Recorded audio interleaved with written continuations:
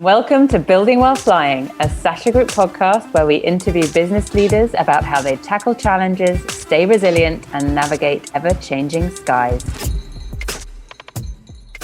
Thank you for joining the Building While Flying podcast. My name is Joe Quattrone, and I'm your host for this week. And today we have very special guests with us. We've got Michael and Kal from Taika, which is really setting a whole new standard for the beverage market, really getting into the newest wave of how to really create a better and different and distinct energy for yourself that's an alternative to your traditional coffees. I'll let them explain much more about it, but Michael and Kal, say hi to the audience. Hey guys, how you doing? My name's Michael. Really excited to be here. Thanks for having us. Hey everyone, I'm Kal. Excited to be here.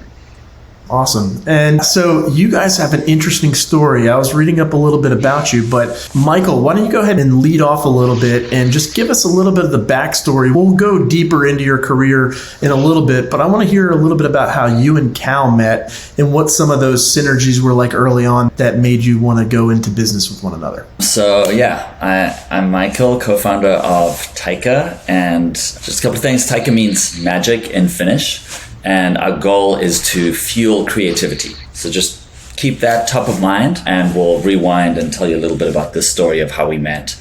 So my background is not really traditional for beverage, maybe. I spent most of my career working in technology. My most recent job was working at Facebook for about 8 years. I started as the first mobile product hire at Facebook and then ran the Pages group towards the end of it. There were two things. I left Facebook in mid-2016, and there were really two things that brought me to the kind of meet Kal and the journey that we're on now. Number one, I stopped putting sugar in my tea and coffee around about, 2008, and instantly realized that the daily coffee that I was drinking in New York was basically undrinkable sludge without sugar and cream. And then number two, about 10 years ago, I discovered third wave coffees like Blue Bottle and Stumptown, all of these kinds of things. And so that's what I was drinking with zero sugar, so you could really taste the quality of them. And about 10 years ago, I realized that I was drinking way too much coffee. I was working super stressful job at Facebook, was doing like 18-hour days, drinking like 8 cups of coffee in a day and just tweaking out, and realized it was way too much caffeine. And so I discovered that there were amino acids, adaptogens, functional mushrooms, things that people have been consuming for thousands of years that work very synergistically with caffeine, but weren't in coffee. So at that stage, I put together my own stack and went down from 8 coffees a day to 1 coffee a day. Wow. And was super happy. And then I left Facebook mid-2016, traveled around for a bit, was really excited about the idea of making products that change people's lives by changing what they put into their bodies. And that's when I bumped into Kal at a coffee shop with a mutual friend. Nice. Kal? Yeah, so my background is a little bit different. I grew up in Finland, always being super into food and beverage. My mom is a nutrition scientist, and my dad is a former ad man who's always been very into food. So kind of grew up with a big interest in food. Got my first job cooking at a 2 Michelin star restaurant when I was 14. Thought that's what I wanted to do. And then ended up spending a year in New Zealand when I was 15. And that's where I fell in love with coffee and realized that something that I thought was just this brown, bitter drink can have similar flavor spectrum depth as wine and many other things. And that just really fascinated me. So then all throughout high school, started working at different coffee shops and roasteries, and eventually started doing some like barista competitions and ended up doing pretty well. I won the Finnish national championships a couple times. There's a thing for barista competitions, and eventually placed 9th in the world. And at that point I was running a small cafe in Helsinki, and then got tired of doing that. Wanted to figure out a way to turn coffee into a more scalable product company. So ended up moving to San Francisco, started my previous company called Sudden Coffee, where we made instant coffee that tastes really good. Went through Y Combinator with that as like one of their only food, or one of the first at least food investments. And then ended up moving on from there 2018, and realized that as a barista, I obviously love coffee, but not how it made me feel anymore. And so wanted to essentially design the ideal version of coffee, one that gives me all the best things from caffeine, the kind of focus, the energy, the clarity, the creativity, without any of the side effects of jitteriness or anxiety that I started experiencing. And so started working on a couple ideas, and then I met Michael just about 4 years ago. Wow, that's awesome. And so 9th best barista in the world, that's quite the feat. But I feel like most listeners only really understand baristas through the lens of what's right in front of them, like Starbucks. So I love the juxtaposition of Taika standing for magic. It sounds like what you guys are doing is really trying to reinvent the experience a little bit and playing around with all of the available ingredients that can really give you exactly what you're looking for, but not all the baggage that comes along with it. Is that a good enough kind of distillation, if you will, for what you guys are trying to achieve? Yeah, that's a pretty great summary of what we're trying to do. The way we have always talked about it is that we see Taika as we're a destination-focused company. And so when you think about coffee and you think about products like that, most companies are origin-focused. So most of the coffees, most of the differentiators is going to be about like where they're farmed, how they're roasted, like these kinds of things. And 99% of people will not be able to tell the difference between a coffee from one area of the world and another part of the world. And for us, what's most important is the destination, how you feel after you drink the coffee and how you feel after you drink the drink or the beverage. It's sort of really related to a lot of the quality of the ingredients that you put inside there and how you combine things in novel and unexpected ways. And that's why our goal and our mission as a company is really all about fueling creativity, because creativity and creative energy is what we need as humans to survive. Like we're just really creative monkeys using our creativity to have this conversation right now over Zoom, to put together TikTok dances, to put together presentations. Kind of everything that you need to do requires some creativity and some creative energy. And Kal and the team perfectly formulated the beverages that we have to really fuel that creative energy. Kal, do you want to talk a little bit about some of the ingredients that we have that really kind of like help break through? Yeah, for sure. So caffeine is by far the most widely consumed psychoactive drug in the world in form of tea and coffee mostly. Yet none of us really have any idea how much of it we're consuming on a daily basis. And if you think of any other drugs, not knowing the dosage you're consuming is totally unacceptable. Right. And caffeine works really well in reducing tiredness and increasing energy for us, but it's not in coffee for humans. It's actually a pesticide that protects the coffee plant and tea and some other plants from insects. And at some point we just figured out that if you take these beans and you get them out of the coffee cherry and then you do some processing to them and then you roast them and then you grind them and you brew it and then you drink the liquid, it makes you less tired, which is crazy and it's really cool. At the same time, year is 2022, and no one's really thought about how would this look like if we designed it from the ground up, basically from first principles. We keep consuming coffee and has whatever caffeine it has, whereas we took the approach of like, how would it look like if we made the ideal drink for fueling your best work, for fueling your creativity, not necessarily just doing what energy drinks to do, which is giving you the most energy, a ton of caffeine, which may be great if you want to do a workout or you have to stay up for 4 more hours on a drive. There's a time and place for that, but that's actually not ideal for, what we all do and probably most listeners do here on a daily basis, which is how do we use our brain most effectively to solve various kinds of problems? And that's what we set out to do. So designing this ideal drink for that type of creative work, which formulation is basically a combination of caffeine, the right amount of caffeine.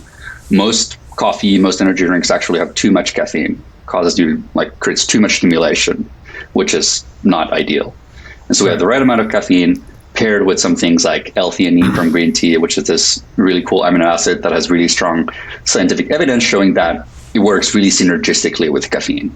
So it actually makes caffeine work better for you, gives you more energy, more focus, and it also mitigates a lot of the side effects like the crashing and so on.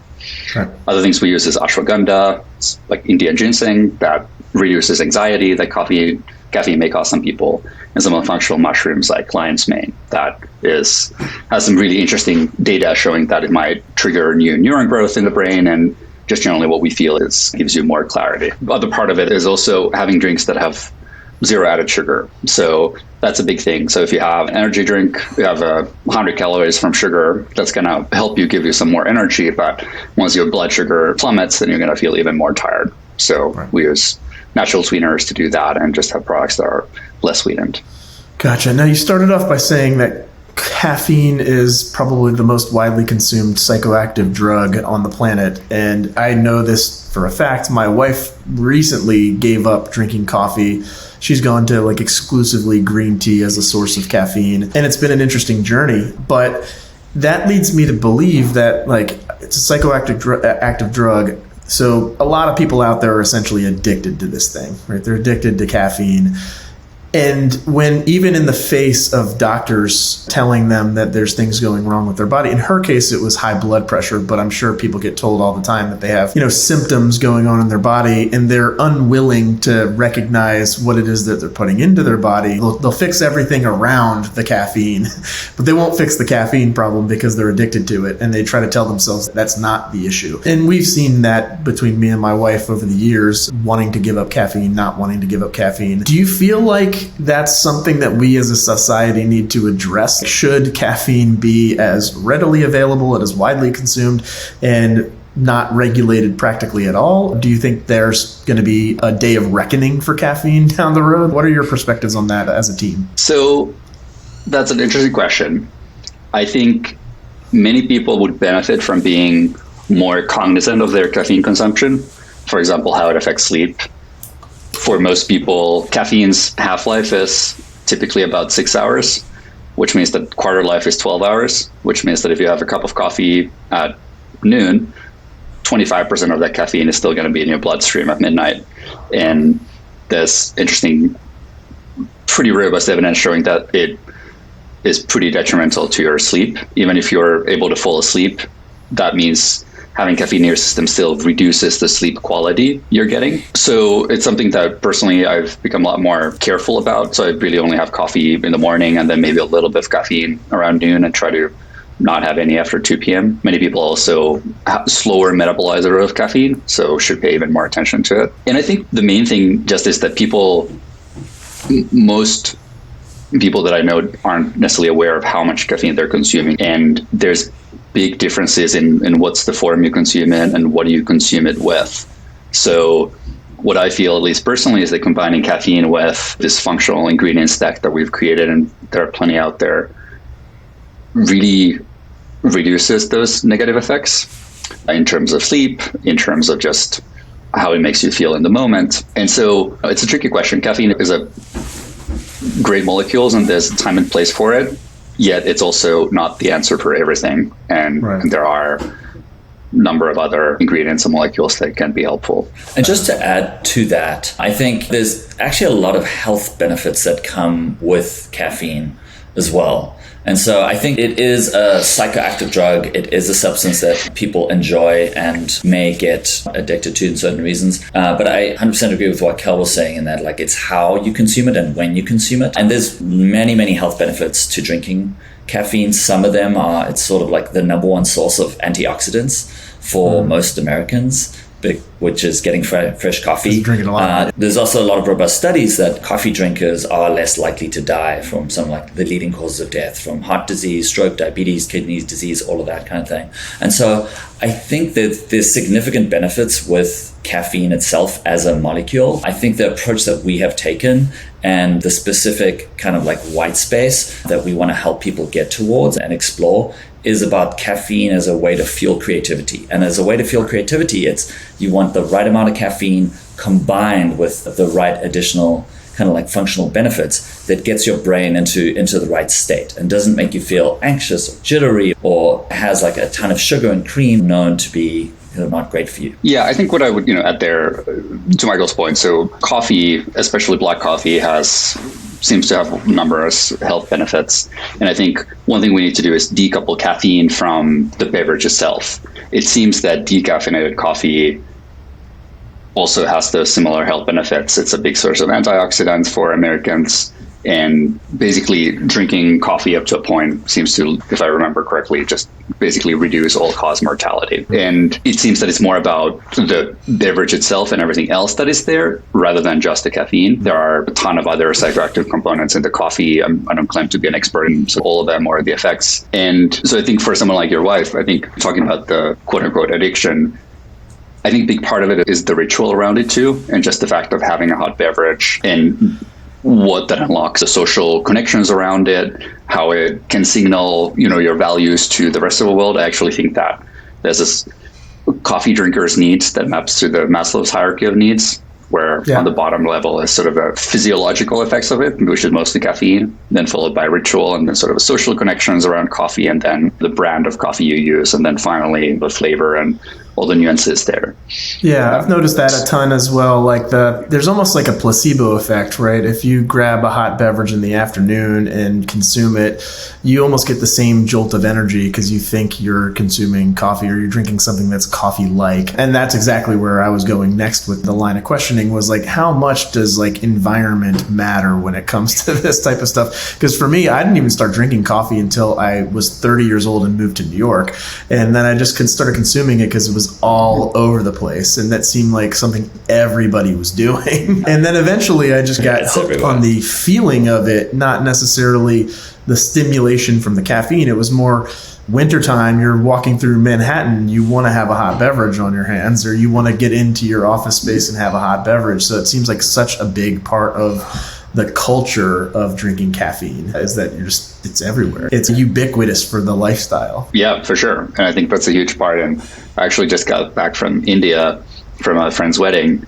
And what was really fun to see there was having all these small stalls all around the city serving masala chai, sort of small cups of milky tea with some spices. And I really enjoyed that because it's much less caffeine, so you can have it later in the day. I prefer that I could have it more frequently in small doses. Whereas, especially in the US, I feel like most drip coffee size is like 12 ounces. Then you end up having 150 milligrams caffeine, which is too much for me personally. And so I think what I love to see is just having more options there. Now it's kind of binary. There's like decaf and there's regular caffeine or regular coffee. And maybe in the future, we're going to see something more half calf type options that are branded better than half calf as an option. But then at the same time, I think that's actually something we explored in the early days. We actually have a patent for controlling the amount of naturally occurring caffeine in coffee. But what we learned is that few people actually cared about that. Most people just went for the high caffeine option, which is how we landed on this idea of, well, let's not make the point about the caffeine. We'll just add all these other functional ingredients to essentially just create the perfected version of coffee. Right. And Michael, do you think like Hollywood and different industries in the creative arts glamorizes caffeine consumption or coffee consumption? Because one of the things that I think when I think about your brand and if it's going to be successful at scale is that usually people associate hard work with consuming high volumes of caffeine and burning the midnight oil and all these kind of like cliches or tropes that the Hollywood industry have kind of led you to believe that you can't have the success unless you have the grind, and the grind literally means grinding up coffee beans and consuming a ton of them. Do you think we're moving past that as a society? Do you think the content that we consume is going to have, a different type of message? I am starting to see a lot of health and wellness content out there as well, but I don't know if it's overcome the tropes that Hollywood has put in front of us for half a century. Yeah, that's a great question. And I really love your perspective on that too. I think the peace dividends of the COVID era what we're seeing now in the amplification of trends that were sort of maybe at a lower level and wouldn't have emerged. But during COVID, when everybody was really sitting at home and confronted with the reality of we as a species are fighting collectively an enemy, people started caring a lot more about what they put into their bodies. There's a resurgence in interest around not just the health aspects of what you put into your bodies, but also wellness aspects of like how you treat your mind. And this is across the board. At the beginning of the pandemic, you had some of the large tech companies kind of like just told everybody, oh yeah, let's everybody stay home. And then every other company sort of started to follow suit. And then, now it's just changed the world completely. And I didn't even understand the impact of this at the beginning. I was just like, oh yeah, this is temporary. Everybody's going to be going back to the office at some stage.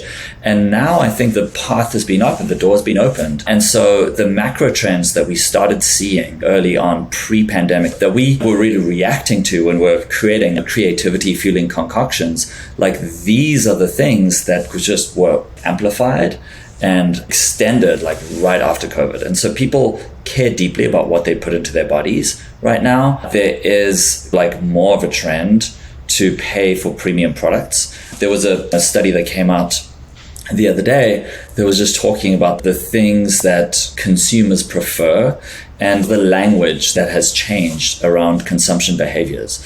And so things like products that have like clean, all natural, like products that have no artificial ingredients have a really high propensity. And these are the kinds of products and the kinds of categories that are seeing a lift post-COVID. I think people are beyond the, I just want this thing as a commodity. And so I think coffee and caffeine as a commodity is sort of glorified in the deli sense, where you go into like a random deli in America and someone just slops a cup of Joe in front of you and then you just drink. That's sort of like undifferentiated coffee. And for what we're doing, like we're sort of moving into a different category. And so this new category that we're pioneering is creative energy. And when you think of creative energy as a category, it's not exactly just coffee, it's not exactly just tea, but it's energy is the number one thing that people want to get from their beverages and from food. 37% of consumers say that they want to get energy. And with our beverages, we have a range of different beverages. So we have the black coffee, we have our lattes, we have our matcha latte, and then we have our new one that's just come out now, which are our sparkling yerba mate. And all of these different beverages, the goal of having all of these different things is to give people different options to have them consume at different times of the day. And so in terms of like where we will break through into getting into the cultural zeitgeist, I think it's right now we're at a very early stage with all of these things. And I do think that the kind of message of fueling creativity and kind of thinking about your creative energy as a human is starting to resonate, and we're picking up on the macro trends that people are already excited about. And if anybody would like to feature Taika in their movie or TV show, we are very much open to entertain any offers that come our way. I love the name Creative Energy. If you guys want to label your own category, I think that's also pretty fun in terms of like entrepreneurship, like pick your spots and figure out how to carve out a unique path. But what it sounds like to me is you're leaving the door open for some interesting science to kind of evolve into your line of drinks. Would you guys ever consider getting into cannabis at all? Or, I mean, obviously creative energy is something that is pretty subjective. Could mind-altering substances like cannabis, THC, Delta 8, Delta 9, could that be part of your future or no? Are you alcohol free? You're going to be sober for forever? Like you want to provide a different lane for people? Because sober curious is also like a massive trend culturally as well. Yeah, we're certainly interested in exploring all kinds of different avenues and ingredients we could be using. I think at least today, cannabis and CBD, various hemp-derived products haven't been our focus. I think there are other brands that are doing that and are maybe more inclined for that. And it's also not necessarily something that we're personally quite as interested in as some of these other sort of directions. Sure. Gotcha. Yeah. So, I think what we see ourselves building is a platform for creative energy. And you're totally right. We will look at any kind of ingredients that are out there and then evaluate them. I think in terms of the way we build and the way we think about things, our philosophy internally is all about stealth health. And what stealth health means is like, A, it has to be absolutely delicious. And B, it has to be sort of like actually secretly healthy for you. Like you turn around the back and this thing has to be healthy for you. And so from that perspective, I don't think we will ever get into an alcohol line with the Taika brand itself. I think you hit on a really interesting point with the sober curious trend. Sober curious, huge trend. And one of the exciting things that we're seeing is that our new drink, the sparkling yerba mate that we created in collaboration with our friends over at FWB. We call it the Mateverse. The new Mateverse is actually the kind of thing that is a perfect drink at a party, at like an evening function. And so this is one of the areas that we're going to explore. We've had it at a number of festivals and happy hours and things like that. And so that's more along the lines of where we're going. It's like, we do want to kind of build on creative energy. And where do you find creative energy? Wherever you have gatherings of humans. And then how do you feel those gatherings of humans? You need the right kind of beverage. Yeah, and I think the sparkling is interesting as well because carbonation is something that people can't really put a pin on it. They can't put a finger on it, but that's one of those ingredients or one of those techniques that are used in beverages that kind of keep us coming back to quench our thirsts. So I think it's really interesting that you're taking it in that direction and you're even thinking about it as an inspired beverage for socialization and fellowship with other humans and stuff like that. But in terms of Mateverse, is there any other subtext to that? Is there any Web3 kind of avenues you're exploring to try to build loyalty or build up a following? Are you guys interested in NFTs? What's going on with your Web3 activity in your brain right now? Yeah, so we started working on this about a year ago. And where we're coming from is that we're different as a beverage company compared to many others where we do all of our own R&D. So I'm a food scientist and we have an internal team that's been working on all the formulations. And because of that, we can move very quickly and create delicious products quickly in-house. And for a while, we wanted to find a great community or brand to collaborate with. And essentially, when we started, since day one, our mantra has been like for friends, by friends. So we started making these products for our friends.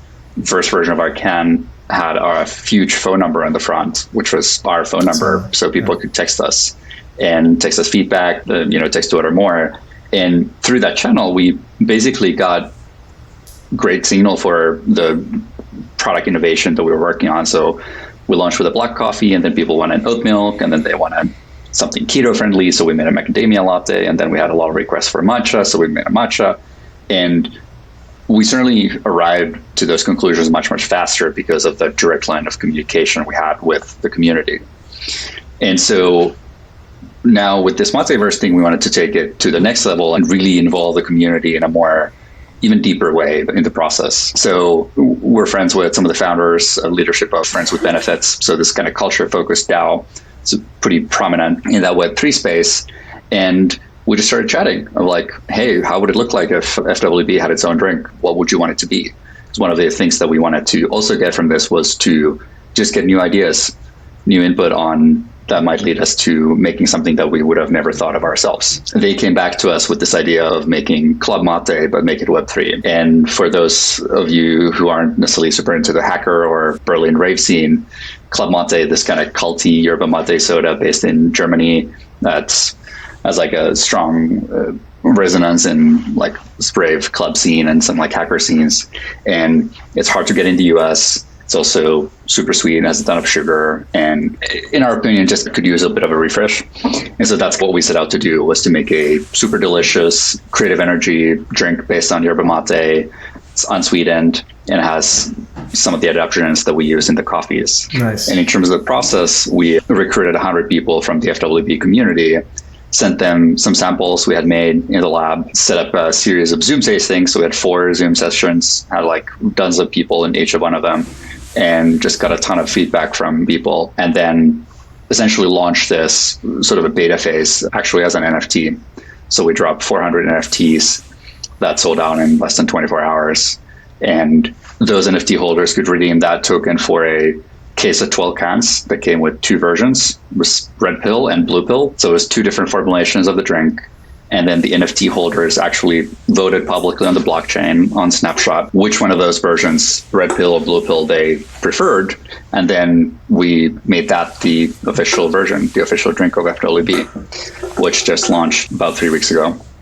That's so cool. It's so refreshing. And Michael, I know your career is supremely impacted by your time at Facebook, as has mine. I wasn't at Facebook, but early in my career, I launched Audi, the brand, on social media. That's where my experience with Germany comes in. I don't really know much about the German club scene, but I was often in my hotel room watching Bernd Das Brat at 1 a.m. But I think it's so cool that, and you guys are breaking into one of the hardest industries historically to break into, the beverage space, the CPG beverage space. But how much do you guys think that it's a timing thing? Like, everything has become democratized now with social media and now going into Web3, being able to control your own destiny by creating feedback loops, by creating your own Discord servers and stuff like that.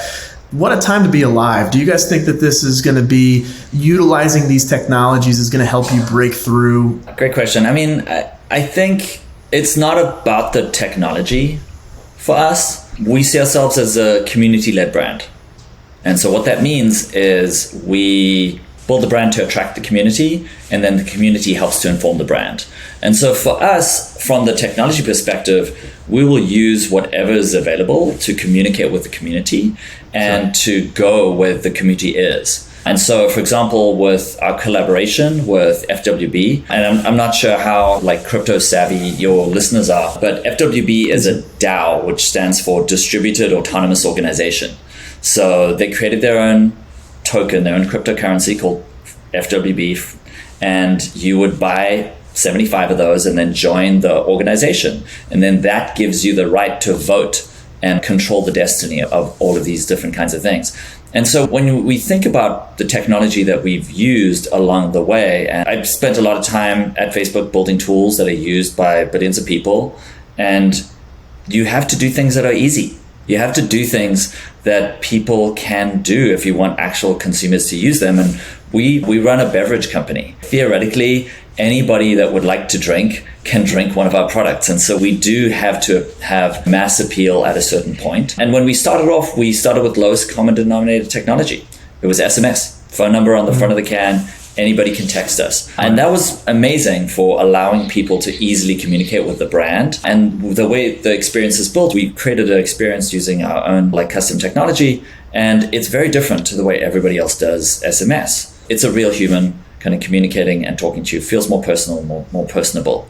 And now when it came time to collaborate with FWB, we didn't want to do what we saw a lot of other people doing in the space, which were admittedly cringe things, which were like, put a picture of your can on an NFT and try to sell that for, 20 ETH or something like that. Like that just doesn't make sense for most people.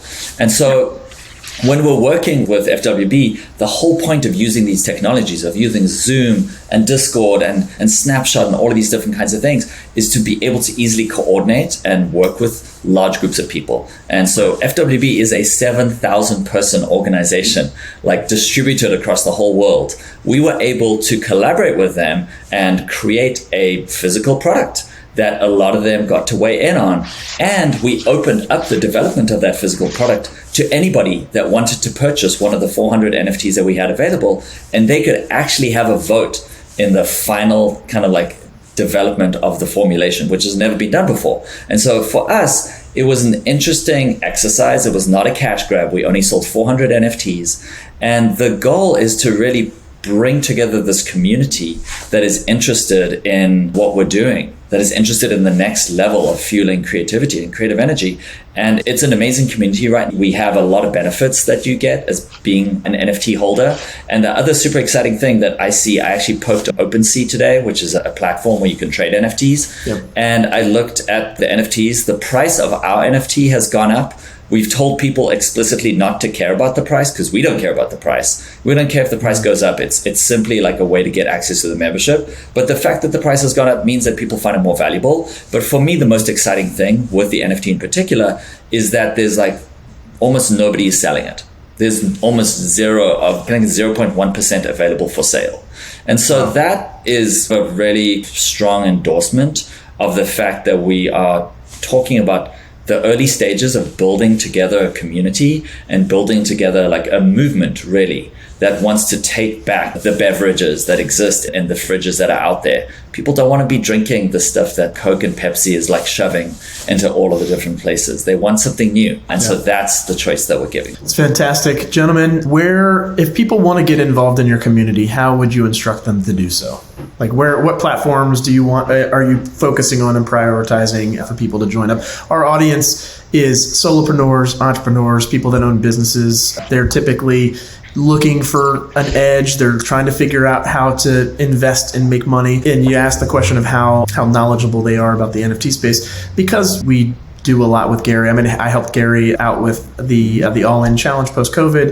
VFriends version 1 helped him get our audience in on that, understand NFTs, how to set up wallets. So they're pretty well versed. How can people get involved with your company online? Awesome. So a couple of ways. Number one, you can purchase an NFT if you like, and then you get access to our private Telegram group. Number two, you can follow us on Instagram. And Number 3, you can sign up for the mailing list at taika.co. And also feel free to reach out to Kal or myself. We meet a bunch of people through LinkedIn or Twitter DMs or anything like that. Always happy to chat to new entrepreneurs and see if we can help. Do you guys do any kind of corporate, if somebody wanted to order a bunch of the product for their corporate events or for their refrigerators at their offices, would you be willing to do small batch distribution and stuff like that? I know I'm probably going to be on your list now that I found a drink that my wife likes. I'm probably going to order a consistent subscription box from you guys, but is that something that you guys are interested in people reaching out to you on? Totally. Yeah. So the funny thing is, when we started off Taika at the beginning of our journey, we were A/B testing. My background is at Facebook. I built a whole lot of A/B testing frameworks, and we spent the first year and a half A/B testing our products and shipping it out to offices. And so our first customers and some of our favorite customers are all of our friends that work at different startups in the Bay Area. And so, we have office programs. People reach out to us. We have discounts if you're at an office and want to get access to Taika to supercharge your creativity. Happy to get you guys on the train. That's awesome. Kudos to you guys. This is an awesome product. I love the name. I love what you guys are doing. And you've got a customer in me. I'll definitely start singing your praises to the mountaintops and trying to get other people involved with you guys. Awesome. Thank you so much. Thanks for having us.